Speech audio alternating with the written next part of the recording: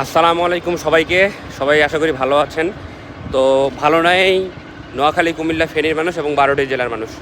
তো আপনারা ইতিমধ্যে জানতে পেরেছেন অনেকেই অনেকভাবে ত্রাণ সংগ্রহ করে নোয়াখালী, কুমিল্লায় যাচ্ছে, কিন্তু সেগুলো পৌঁছাইতে পারতেছে না। মানে বিভিন্ন জায়গায়, যে জায়গাগুলোতে পানিবন্দী মানুষ, এখনও প্রায় 10 লক্ষ মানুষ পানিবন্দী। তো যারা কিনা এই ত্রাণগুলো এখনও পাচ্ছে না। তো আপনারা যারা ভলেন্টিয়ার আছেন, যারা এই নোয়াখালী, ফেনী, কুমিল্লায় যাচ্ছেন, তারা যে যে স্থানগুলোতে এখনও আশ্রয়কেন্দ্রে মানুষগুলো সংগ্রহ করতে পারে নাই খাদ্য এবং ওষুধ, অনেক কিছুই, তো আপনারা তারা সেখানে গিয়ে প্রত্যেকটা জায়গায় গিয়ে সবাইকে উদ্ধার করার চেষ্টা করেন এবং ত্রাণ দেওয়ার চেষ্টা করেন। ত্রাণগুলো যেন ভালোভাবে পৌঁছাতে পারে, সেটাই আর কি বার্তা দেওয়া। এবং আপনারা সেই ত্রাণগুলোকে সুষ্ঠু সঠিকভাবে বন্টন করুন, এটাই আপনাদের কাছে চাওয়া। সবাই ভালো থাকবেন, সুস্থ থাকবেন। আসসালামু আলাইকুম রহমতুল্লাহ।